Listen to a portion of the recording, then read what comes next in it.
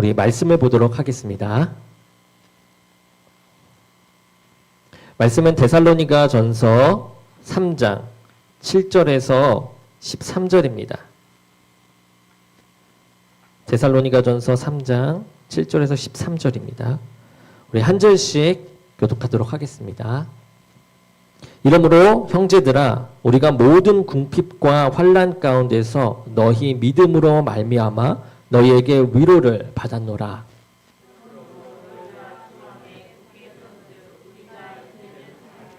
우리가 우리 하나님 앞에서 너희로 말미암아 모든 기쁨으로 기뻐하니 너희를 위하여 능히 어떠한 감사로 하나님께 보답할까?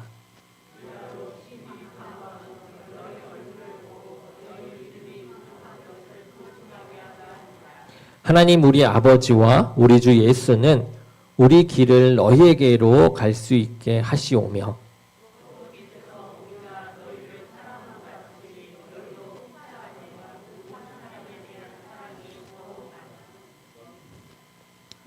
너희 마음을 굳건하게 하시고 우리 주 예수께서 그의 모든 성도와 함께 강림하실 때에 하나님 우리 아버지 앞에서 거룩함에 흠이 없게 하시기를 원하노라. 아멘.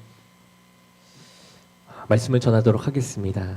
어느 사업가가 있었습니다. 이 사업가는 상당히 어려운 중에서도 열심히 일을 합니다. 그래서 수중에 얼마간의 이 돈을 쟁취하게 돼요. 돈을 많이 벌게 됩니다. 그러다 보니 이제 여유가 생기게 되었어요. 그렇게 되자 그 전에 없던 그런 불평들이 생기기 시작합니다. 그 불평은 자기가 가지고 있는 여러 가지 낡은 것들을 보고 이제 이게 보잘것 없이 보이고 이거는 이제 버려야 돼 이런 불평이 이제 생기게 된 거죠. 그래서 바꾸고 싶어 하는 그런 마음이 생긴 것입니다. 그래서 우선 살고 있던 집을 팔기로 작정을 합니다. 집 건물이 우중충해 보이고 정원도 짜임새가 없어 보입니다. 도저히 더는 살고 싶지 않게 되는 그런 마음이 몰려와요. 이 불평함이 나타나는 것이죠. 이 정도 내가 벌었는데 이러한 집에서 내가 살아야겠느냐 이러한 마음이 되겠죠. 그는 이제 전문가에게 의뢰를 해서 광고 문안을 작성해서 이제 신문에도 이제 SNS에도 광고를 냅니다. 부동산에 광고가 나가자마자 많은 사람들이 그 집을 사겠다고 모여들기 시작한 것이에요. 그 많은 사람들을 보자 이제 갑자기 새삼 자기 집을 팔고 싶은 생각이 사라지기 시작합니다. 다시 자기 집을 잘 살펴보니까 살기 좋은 여건이 한두 가지가 아니었던 거예요. 그래서 곧 광고를 취소하고 집을 팔지 않기로 했습니다. 자기가 소유하고 있는 것이 얼마나 귀한 가치가 있는 건지를 스스로 평가하지 못한다면 그것은 참으로 불행한 일이 되겠죠. 그것을 만약에 집을 팔았다면 이 사람은 아마 참 불행했을 것입니다. 이 현대인의 정신적 질환의 공통적이고 근본적인 증상이 있습니다. 그것은 바로 불평과 원망입니다. 이 불만과 이 원망의 깊이 있는 그 뿌리는 불만과 원망의 깊은 뿌리에는 이 불신앙이 도사리고 있습니다. 그러므로 불만을 품고 원망을 하는 사람들에게는 그 불만과 원망을 갖지 않게 하기 위해서 부단히 애를 써도 그것이 되돌리는 것이 쉽지 않다라는 것이죠. 그러면 첫 번째 이 불만은 어디서부터 오는 것일까요? 그것은 이 상대적 가치 인식과 만족할 줄 모르는 그런 병리적인 욕망 또는 이 허무주의로 기루어진 잘못된 세속적 욕구에서 비롯되었다라고 합니다. 쉽게 말해서 내가 소유한 것이 없어서가 아니라 남보다 더 잘 살지 못해서 생기는 그런 불만과 그런 불평이 문제가 되어진다라는 것이죠. 사람은 아무것도 없을 때는 이 라디오 하나만으로도 만족합니다. 그러나 그것을 가지게 되면 이 라디오를 가지게 되면 그것보다 더한 것을 가지고 싶어 하죠. 그래서 텔레비전이 가지고 싶어집니다. 그리고 텔레비전을 갖게 되면 이것이 해결되면 이제는 컴퓨터를 가지고 싶은 거예요. 이렇게 점점 발전하여서 이제는 차가 가지고 싶고 집이 갖고 싶고 비행기가 갖고 싶어지는 겁니다. 도무지 끝이 없는 그런 소원이 계속해서 이 마음속에 차곡차곡 쌓이게 되는 거죠. 어차피 끝이 없을 바에야 중간에 끌어내는 것이 현명하지 않을까라는 생각까지 해봅니다. 모두가 상대적이기에 불만을 채울 방법이 없는 것이죠. 또한 만족할 줄 모르는 그 마음이 문제가 되어집니다. 큰 것이든 작은 것이든 감사하게 여길 줄 모르는 그 욕망. 그 욕망은 밑빠진 독같이 채워도 끝이 없는 것이죠. 한 언론인이 프랑스 총독에게 행복해지는 비결을 묻습니다. 이 총독은 웃으면서 이렇게 얘기해요. 나는 이 행복해지는 그 비결은 모릅니다. 그렇지만 이 불행해지는 비결은 잘 알고 있습니다. 라고 하면서 두 가지를 이야기합니다. 첫 번째는 이웃 사람처럼 행복했으면 하고 남을 부러워하는 마음이 있으면 불행합니다. 라고 이야기해요. 이 행복해 보이는 그 이웃도 그 나름대로의 어려움이 있기 때문에 이웃의 처지를 너무 부러워하지 말라라는 의미이죠. 둘째는 나이를 먹은 뒤에 지나간 청년 시절을 그리워하며 그때처럼 행복했으면 하는 그때처럼 행복하기를 원하는 자는 불행하다라고 이야기했습니다. 나이 많은 사람이 젊은 사람을 부러워하고 질투하는 것 그런 것처럼 가슴 아픈 일은 없는 것이죠. 이것은 울어도 힘써도 안 되는 일이기 때문에 그런 것입니다. 과거의 것은 이미 지나갔습니다. 다시 돌아오지 않죠. 현재 얻을 수 없는 것을 구하거나 과거에 머무는 삶은 앞으로 나아가지 못하기 때문에 불행할 수밖에 없는 일입니다.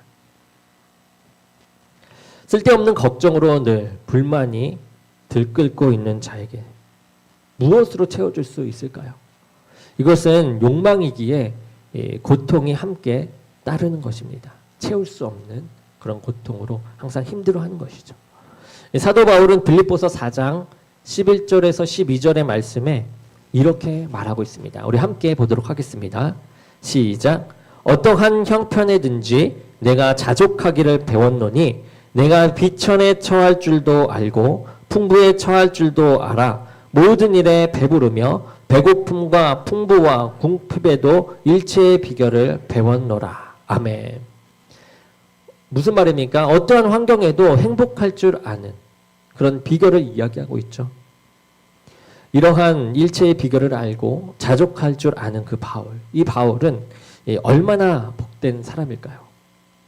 목마른 자에게는 반드시 물이 필요합니다. 그런데 목마른 자에게 이 빵이나 퍽퍽한 빵이나 기름진 음식이 왔다면 그 음식들이 무슨 소용이 있겠습니까? 생수만이 그의 갈증을 해결할 수가 있는 것이죠.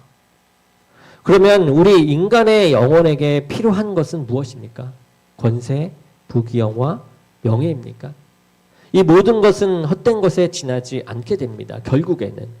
그런데 이것들을 찾고 추구하며 이것을 얻지 못하여 이 불만을 가지니 얼마나 어리석은 일이 되어지겠습니까? 이것들은 결코 채워질 수 없는 헛된 것입니다.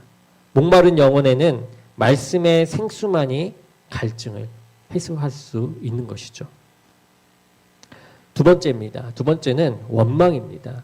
원망이라 하면은 이 책임 전가적이란 심리적 작용이 존재합니다. 무슨 말이든 잘못되면 스스로 책임을 감당하지 못하고 꼭 다른 사람에게 그 책임을 전가하려는 사람들이 있습니다. 내가 못 사는 것도 다른 사람들이 잘 살았기 때문에 내가 못 사는 것이다 라고 이야기하고 내가 실패한 것도 다른 사람이 성공했기 때문에 내가 실패한 것이다 라고 하면서 모든 이유를 타인에게 돌리는 것이죠. 이러한 원망을 어떻게 극복할 수 있을까요? 모든 문제를 이제 하나님 앞에서 생각해 나가는 것이죠. 비록 사람과의 관계가 잘못되었다라고 해도 먼저 이 하나님과 나와의 관계를 생각하고 여기서부터 해결의 실마리를 찾아 나가야만 합니다. 하나님 앞에 서면 우선 우리는 겸손해질 수밖에 없습니다. 하나님 앞에 서면 내가 지은 죄, 행동, 하나님께 불순종한 것들 등등 많은 것들을 우리는 생각하게 되어요. 그러고 나면 어느 누구도 이 원망할 자격이 없다라는 것을 느낄 수밖에 없습니다. 이렇게 부족한 내가 누구를 원망할 수 있다 말이죠. 이 겸손은 하나님 앞에서만 생기는 겸손입니다. 이 겸손만이 원망의 해결이 될 수 있는 것입니다.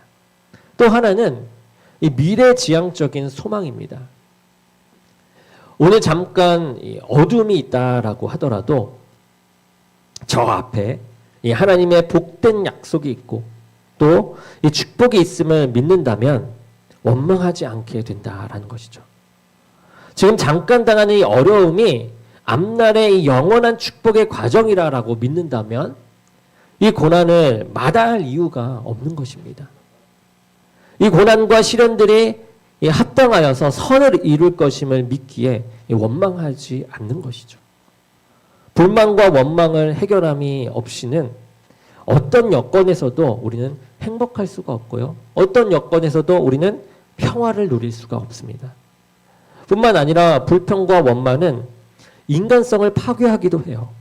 사회를 파괴하고 걷잡을 수 없는 이 파국으로 치닫게 합니다. 서로가 서로를 대적하면서 신뢰하지 못하고 더욱더 아픔의 골이 깊어지게 되는 것이죠. 하나님께서 이스라엘 백성들을 애굽에서 구출하시어 그들에게서 원하셨던 소원이 있었습니다. 무엇일까요? 애굽에서 10가지 재앙을 내리신 하나님이십니다. 홍해를 건너게 하신 하나님이셨죠. 자유롭게 자유하게 하신 이 하나님이셨습니다. 그러한 하나님께서 그들에게 두신 뜻이 있었습니다. 무엇입니까? 그것은 최고의 감사와 찬양이었습니다. 그 큰 능력으로 구원하셨으니 이제 광야를 지날 때에 저 앞에 있는 가나안, 너희에게 내가 말한 그 미래, 그 가나안, 적각꿀이 흐르는 그 낙원이 있음을 너희는 믿고 오늘의 고난을 기쁨으로 견디며 감사하고 찬양하기를 원하시는 분이 하나님이시다라는 것이죠. 그런데 이스라엘 백성들은 어떻게 합니까?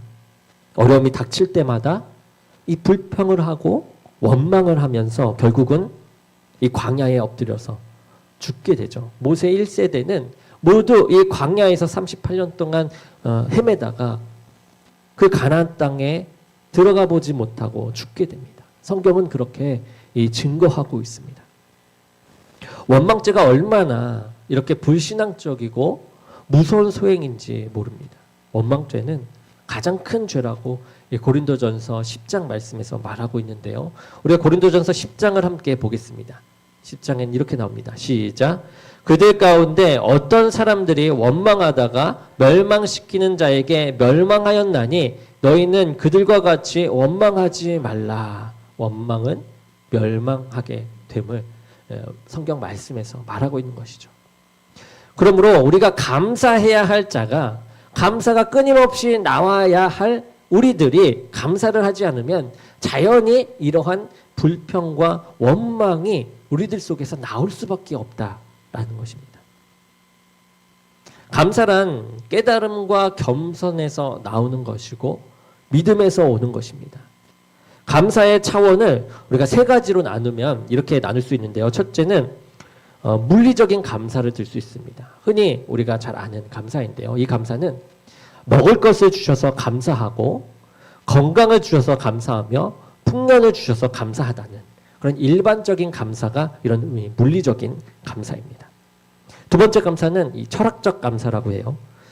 이것은 가난하다가 부해지는 것에 대한 이 감사가 아니라 있는 그대로에서 깨달음이 깊어진 것입니다. 깨닫게 된 것이죠. 전에는 은혜인 줄 몰랐는데 내가 깨닫고 보니까 이것이 은혜였구나. 전에는 이것이 축복인 줄 몰랐는데 깨닫고 보니까 축복이었다라는 것이죠. 전에는 내가 제일 불행한 줄 알았는데 이 고난이 계속해서 넘쳐나는 줄 알았는데 깨닫고 보니 나는 제일 행복한 자였구나. 이 고난이 축복의 길이었구나 라는 것입니다. 행복과 불행은 이렇게 이 종이 한 장 차이인 것이죠. 깨닫고 안 깨닫고의 차이가 되어집니다. 셋째는 신학적 감사가 있습니다. 이 감사는 예수님께서 십자가를 지시고 내 죄를 속량하심으로 구속하시고 하나님의 자녀로 삼아주심에 대한 이 감사예요. 모두가 은혜고 기쁨이고 축복인 것이 이 감사인 것이죠. 이 감사는 이 절대적인 감사입니다. 변하지 않는 감사, 늘 우리와 함께하는 감사가 바로 이 신학적 감사인 것입니다. 우리가 이러한 감사를 잘 알고 있습니다. 그러나 이러한 감사에 대해 우리가 이렇게 잘 안다라고 해도 그러니까 미래가 보장되지 않으면 현재 이러한 감사를 이야기하면서 고백하며 나가기가 너무나도 어렵습니다. 오늘의 지위가 아무리 높아도 오늘 나의 지위가 아무리 높아도 내일이 염려된다면 우리는 이 감사하는 이야기를 할 수가 없죠. 어떻게 하겠습니까? 아무리 재산이 많다라고 해도 내일이 불확실하다면 우리가 감사할 수가 없는 것입니다. 그렇기에 이 미래를 향한 하나님의 확실한 약속을 믿는 그 믿음과 소망이 있어야만 우리가 감사할 수 있는 것이죠. 엄격한 의미에서 미래에 대한 믿음이 없다면 감사란 우리들에게 불가능한 것입니다. 오늘 본문은 사도 바울이 이 데살로니가 교회를 향하여 감사하고 있는 본문입니다. 바울이 감사하는 내용은 세 가지 있는데요. 첫 번째는 믿음의 역사요. 둘째는 사랑의 수고이며 셋째는 소망의 인내입니다. 지금 이 바울의 형편은 고난과 핍박 가운데 있었습니다. 그렇지만 이 데살로니가 교회를 생각하면 그 어려운 가운데서도 그들의 믿음, 그들의 소망, 그들의 사랑이 생각나서 감사가 넘쳐나는 것이에요. 그리고 특히 이 환난 중에 복음을 받아들이는 것에 대해서 감사하고 있는 이 바울을 보게 됩니다. 데살로니가전서 2장 13절을 함께 보겠습니다. 2장 13절입니다. 시작. 이러므로 우리가 하나님께 끊임없이 감사함은 너희가 우리에게 들은 바 하나님의 말씀을 받을 때에 사람의 말로 받지 아니하고 하나님의 말씀으로 받음이니 진실로 그러하도다. 이 말씀이 또한 너희 믿는 자 가운데에서 역사하느니라. 아멘. 사도 바울은 이 복음을 받되 이 하나님의 말로 받지 않고 이 하나님의 말씀으로 받는 바 감사하고 있습니다. 그래야 주신 모든 은혜와 은사에 대해 구체적으로 감사하고 나아갈 수 있었던 것이죠. 모든 부분을 하나님의 말씀으로 받았기 때문에 감사할 수 있었던 것이에요. 우리도 보다 신령한 것에 대해, 보다 영원한 가치에 대해 깊이 깨닫고 감사할 줄 알기 원합니다. 가난하고 부하고가 문제가 아닙니다. 길게 짧게 산다는 것이 문제가 아닙니다. 우리는 불평할 자격이 없으며 원망할 권리가 없습니다. 오직 감사와 찬양으로만 일관된 생을 살아도 모자라다라는 것이죠. 사도 바울은 종일 죽임을 당해도 감사할 것이다라고 진정한 감사의 고백을 하고 있습니다. 사도 바울은 본문에서 특별히 이 환난 중에 복음을 받는 그 복음의 진행과 그 복음의 역사를 바라보면서 깨닫고 감사하며 하나님께 영광 돌리고 있어요. 이제 우리도 이 깨달음 가운데서 하나님께 보답할 수 있기를 원합니다. 그렇다면 어떻게 하면 우리가 또 하나님께 보답하며 나아갈 수 있을까요? 우리 한번 그 길을 보기를 원합니다. 첫째는 오직 하나님만을 생각하면서 나아가는 것이에요. 모든 것이 하나님으로 말미암았으니 생각을 하나님께로 돌려서 나아가는 것이죠. 그래서 하나님께 모든 것을 맡기는 것입니다. 둘째는 기뻐하는 것이 보답이 되어집니다. 우리 인간사에서도 보면 부모님들은 자식들을 위해 참으로 수고를 많이 하죠.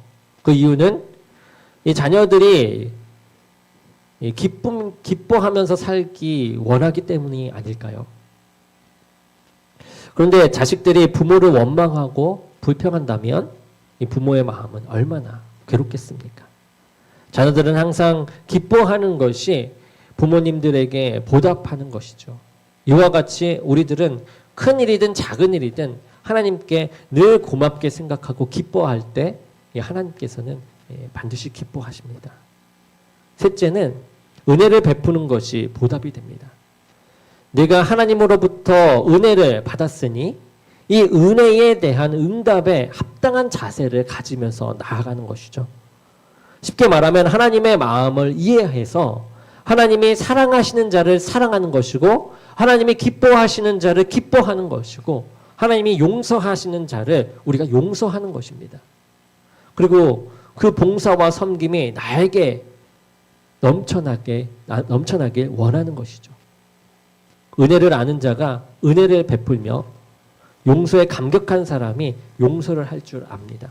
우리가 하나님께 은혜를 받았다면, 하나님께 용서를 받았다면, 그것을 깊이 느낀다면 우리는 그 일을 행할 줄 알게 된 사람인 것이죠. 요즘은 길을 걷다 보면 이 애완동물을 많이 보게 됩니다. 애완동물을 키우는 집이 많은 것 같아요. 그들은 이 개를 사람들과 똑같이 목욕시키고 이발을 시키고 먹이도 별도로 만들어 먹이기도 합니다. 너무나도 사랑스럽죠. 그런데 좀 더 심한 사람들도 보았습니다. 그런 사람들은 이 보험을 들어주기도 하고 유산까지 남겨주는 사례도 있다라고 합니다.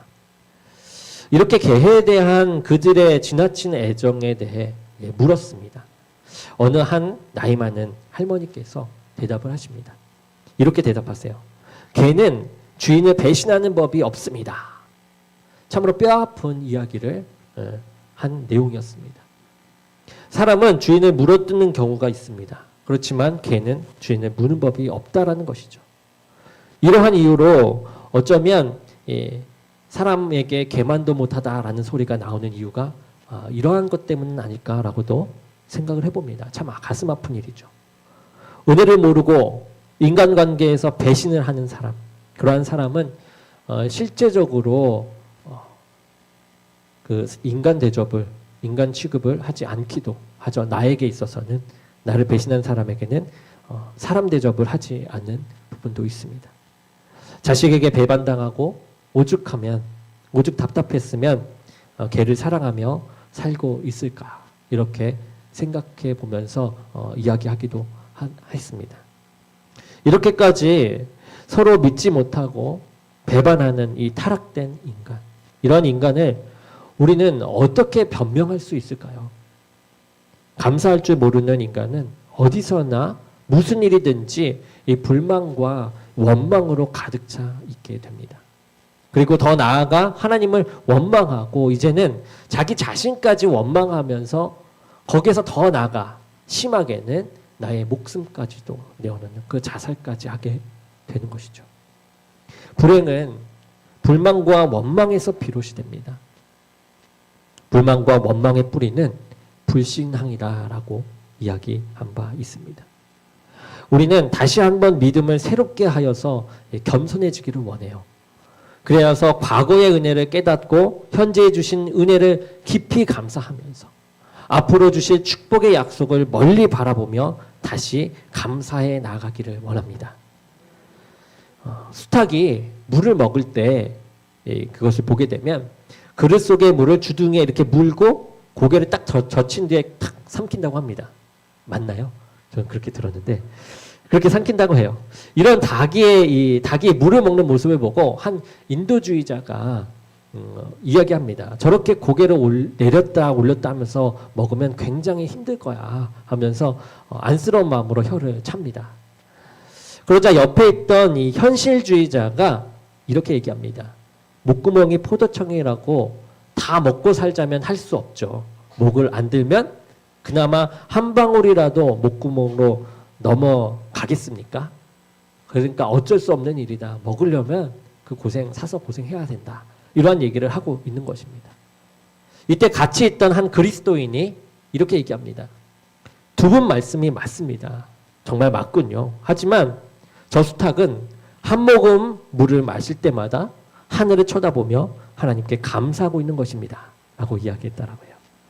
아니, 나의 상황이 불만과 원망이 가득한 상황일지라도, 또는 나의 상황이 힘들고 어려운 상황에 놓여 있을지라도 그 안에서 이 하나님을 찾고 겸손함으로 나아간다면 우리들이 보는 상황과 환경이 감사한 상황과 환경으로 달리 보이게 될 것입니다.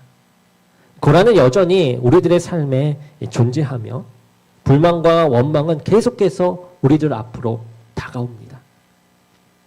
그러나 하나님의 그 은혜를 잊지 않고 겸손히 나아가는 우리에게는 이제 또 다른 길이 보이게 된다라는 것이죠.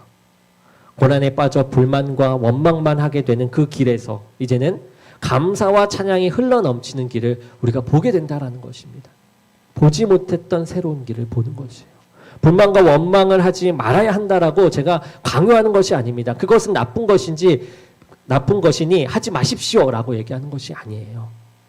감사와 찬양의 길로 가다 보니까 불만과 원망이 내 안에서 사라지게 되는 그러한 역사를 알게 된다라는 것입니다. 프랑스의 격언 중에 피해는 모래 위에 써놓되 은혜는 대리석에 써넣으라 라는 말이 있다라고 해요. 여러분, 피해를 입었습니까? 혹은 섭섭한 일이 있었습니까? 이것은 곧 잊혀져 버려야만 합니다. 그러나 은혜를 입은 적이 있습니까? 이것은 이 대리석에 새겨놓은 글처럼 우리가 영원히 기억해 나가야 하는 것이죠. 피해든 은혜든 우리 안에 무조건적으로 새겨지게 됩니다. 아픔이든 고통이든 은혜든 사랑이든 우리 안에 새겨진다라는 것이죠. 그러나 오래 간직하며 나아갈 이 대리석에 무엇을 새겨 나아갈지가 중요한 것입니다. 오래 남겨질 곳에 피해를 새기게 되면, 우리의 고난과 역경만을 새기게 되면 우리의 삶은 불만과 원망뿐일 것입니다. 그러나 은혜를 새기게 되면 이제 감사와 기쁨이 넘쳐나게 되는 것이죠. 언제나 우리의 길을 밝혀주시는 하나님, 등불이 되어주신 하나님께 우리는 감사하며 나아가기 원합니다.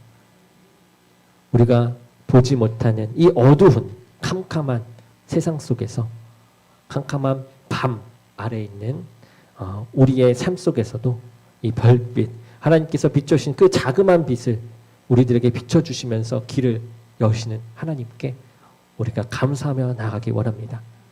우리가 그 희미한 빛을 쫓아 나아갈 때 하나님께서는 더 밝은 빛으로 인도해 주실 것입니다. 의의 왕이신 그리스도, 그 그리스도를 주신 이 하나님께서 성령을 통해서 우리를 반드시 인도하실 것입니다.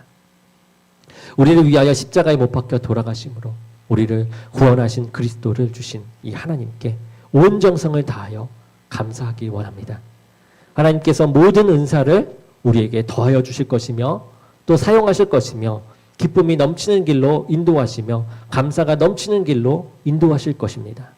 그 감사와 기쁨이 가득한 저와 여러분이 되기를, 저와 여러분의 삶에 가득하기를 주님의 이름으로 간절히 축원합니다. 아멘.